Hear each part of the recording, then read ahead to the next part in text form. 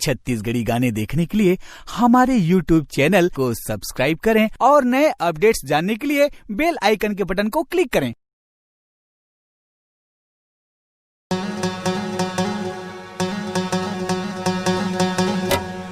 दगाबाज तोर मया जीव लेके रही रे, जीव लेवा तोर मया जीव लेवा हो गिरे। पखरा कस हृदय हावे, पखरा कस हृदय हावे, हो गे दगाबाज बेवफा तोर मया जीव लेवा हो गिरे। दगाबाज तोर मया जीव लेवा हो गिरे।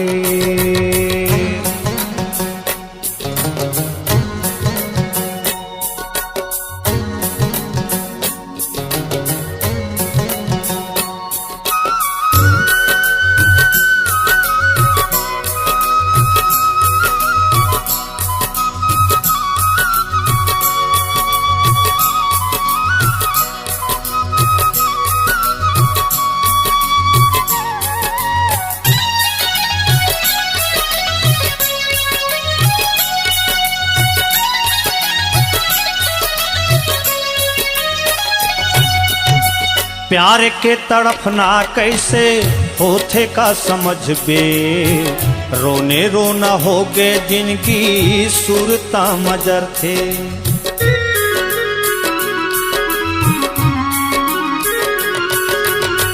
प्यार के तड़फना कैसे होथे का समझ बे, रोने रोना हो गए जिनकी सुरता मजर थे। मोर दिल के घाव बना के, मोर दिल में घाव बना के चले पिया के गाँव रे।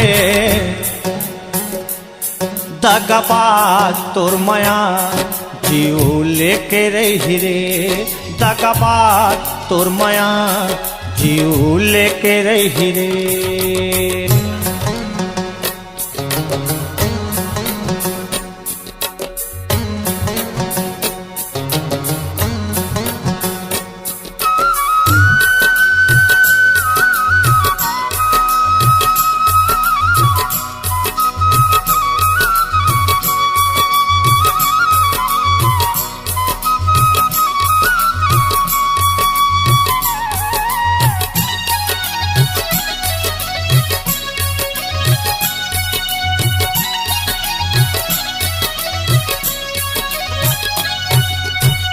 दर्द देहे ऐसन बैरी पीरा नहीं सहार, कत को समझाव मन ला तोरे को तीजा।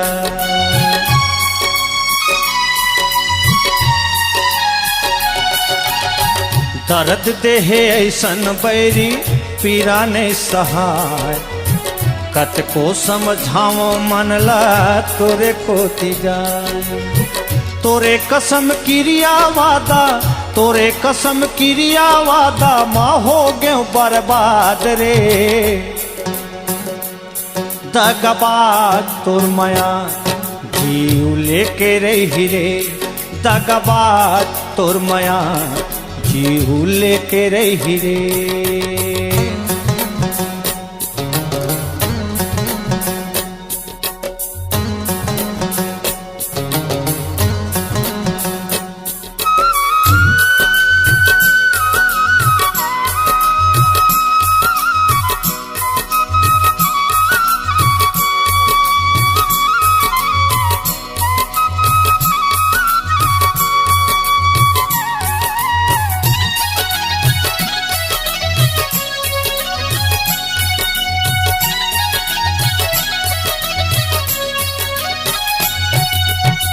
फूल के जगह मा दसाए कांटा के दसना, हासी लुटाए सुख के जिंदगी रोने रोना।